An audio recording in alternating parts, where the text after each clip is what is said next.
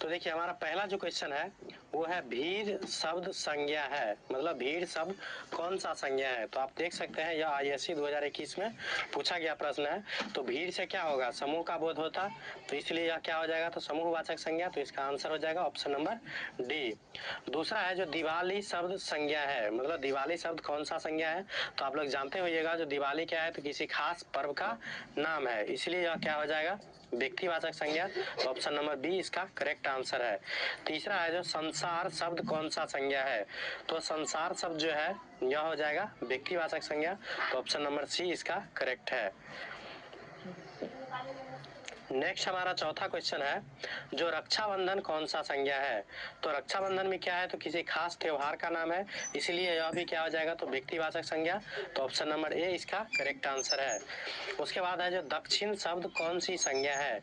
तो दक्षिण भी क्या है, तो किसी खास दिशा की नाम है। तो मैंने बताया था जो जिस संज्ञा से किसी खास व्यक्ति या वस्तु कुछ भी बोध हो, जिससे एक का बोध हो, उसे हम लोग क्या बोलेंगे, व्यक्तिवाचक संज्ञा। तो दक्षिण भी क्या है, किसी खास दिशा की नाम है, इसलिए यह भी क्या हो जाएगा, तो व्यक्तिवाचक संज्ञा। ऑप्शन नंबर बी इसका करेक्ट है। उसके बाद है पुस्तक, पुस्तक शब्द संज्ञा है। तो मैंने बताया था जिस शब्द से उस प्रकार के पूरी जाति का बोध होता है उसे हम लोग जातिवाचक संज्ञा कहते हैं। तो सिर्फ पुस्तक अगर बोलिएगा तो पुस्तक से क्या हो जाएगा, तो पुस्तक की पूरी जाति का बोध हो जाएगा, इसलिए इसका जो आंसर हो जाएगा। हमारा क्वेश्चन है 7 नंबर जो कुर्सी शब्द संज्ञा है। तो कुर्सी शब्द कौन सा संज्ञा है, तो कुर्सी भी क्या है, पूरी जाति का बोध हो जाएगा। तो इसका आंसर हो जाएगा ऑप्शन नंबर बी। अगर लकड़ी पूछा जाए तो लकड़ी क्या हो जाएगा, तो द्रव्यवाचक संज्ञा, मटेरियल नाउन। और कुर्सी बोला जाए, चाहे कुछ भी नाम बोला जाए उस फर्नीचर के नाम का, तो वो सभी क्या हो जाएगा, तो जातिवाचक संज्ञा। उसके बाद है जो अर्थ के विचार से संज्ञा के कितने भेद होते हैं। तो अर्थ के विचार से जो है संज्ञा के 5 भेद होते हैं। मैंने बताया हूँ इसके पिछले वीडियो में, व्यक्तिवाचक, जातिवाचक, समूहवाचक, द्रव्यवाचक और भाववाचक। अगर आप लोग वो वीडियो नहीं देखे तो उसका लिंक मैं डिस्क्रिप्शन में डाल दूंगा, वहां से आप लोग देख लीजिएगा पहले, उसके बाद आप लोगों को ऑब्जेक्टिव आसानी से बन जाएगा। उसके बाद नेक्स्ट हमारा 9 नंबर क्वेश्चन है जो कौन सा शब्द जातिवाचक संज्ञा नहीं है। तो जातिवाचक संज्ञा कौन सा नहीं है, तो देखिए बालक क्या है, तो जातिवाचक संज्ञा है। उसके बाद मनुष्य भी क्या है, तो जातिवाचक संज्ञा। जवान भी क्या है, तो जातिवाचक संज्ञा। सुंदर क्या हो जाएगा, तो ये भाववाचक संज्ञा है, इसीलिए यह जातिवाचक संज्ञा नहीं होगा। तो ऑप्शन नंबर सी इसका करेक्ट आंसर है। उसके बाद 10 नंबर क्वेश्चन हमारा है जो निम्नलिखित शब्दों में भाववाचक संज्ञा नहीं है। तो यहाँ पूछ रहा है जो भाववाचक संज्ञा कौन सा नहीं है। तो देखिए मानवता भी क्या है, भाववाचक संज्ञा। सहायता भी क्या है, तो भाववाचक संज्ञा है। उसके बाद जीवन भी क्या है, तो भाववाचक संज्ञा। परिवार क्या हो जाएगा, तो परिवार समूहवाचक संज्ञा होता है, इसीलिए इसका आंसर हो जाएगा ऑप्शन नंबर डी। परिवार जो है वह भाववाचक संज्ञा नहीं है। अगर पूछा जाए जो परिवार कौन सा संज्ञा है, तो याद रखिएगा परिवार क्या है, तो एक समूहवाचक संज्ञा है, क्योंकि परिवार एक आदमी के मिलने से नहीं होता है, उसमें क्या होता है, तो बहुत सारे सदस्यों का समूह होता है एक प्रकार से, तो इसलिए परिवार को हम लोग क्या बोलेंगे, समूहवाचक संज्ञा। उसके बाद है सचरित्रता किस मूल शब्द से बना है। तो आप लोगों को यह पता हो जाएगा जो सचरित्रता, तो इनमें मूल शब्द क्या है, तो चरित्र है। तो ऑप्शन नंबर बी इसका करेक्ट आंसर है।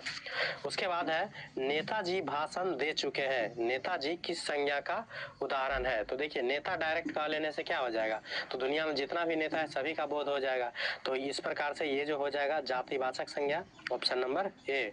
जैसे अगर किसी का नाम लिया जाए जैसे नरेंद्र मोदी, तो वहाँ क्या हो जाएगा, तो व्यक्ति विशेष का बोध होगा, इसलिए वह व्यक्तिवाचक हो जाएगा। और डायरेक्ट नेताजी बोला जाए तो वह जातिवाचक संज्ञा हो जाएगा। उसके बाद नेक्स्ट हमारा 13 नंबर क्वेश्चन है जो टिकना शब्द का भाववाचक होगा। तो टिकना शब्द का भाववाचक क्या हो जाएगा, तो वो हो जाएगा टिकाऊ। तो ऑप्शन नंबर सी इसका करेक्ट आंसर है। यहाँ आंसर दिया गया है, उससे आप लोगों को कोई टेंशन नहीं लेना है, आप लोगों को सिर्फ चेक करना है जो मैंने जो थ्योरी पढ़ा है संज्ञा से रिलेटेड, तो हमको ऑब्जेक्टिव बन जाएगा कि नहीं बन जाएगा, वही सिर्फ चेक करना है आप लोगों को। आंसर के लिए आप लोगों को डोंट कोई टेंशन नहीं लेना है।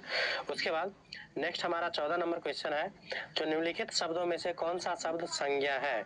तो इसका जो आंसर हो जाएगा ऑप्शन नंबर डी क्रोधित।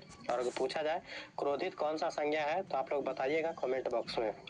उसके बाद 15 नंबर क्वेश्चन है जो इनमें से भाववाचक संज्ञा नहीं है। तो भाववाचक संज्ञा कौन नहीं है, तो देखिए गुनी भाववाचक है, जीत भी क्या है भाववाचक, रोना भी क्या है भाववाचक, हिमालय क्या है तो किसी खास पर्वत का नाम है, इसलिए यह व्यक्तिवाचक संज्ञा हो जाएगा।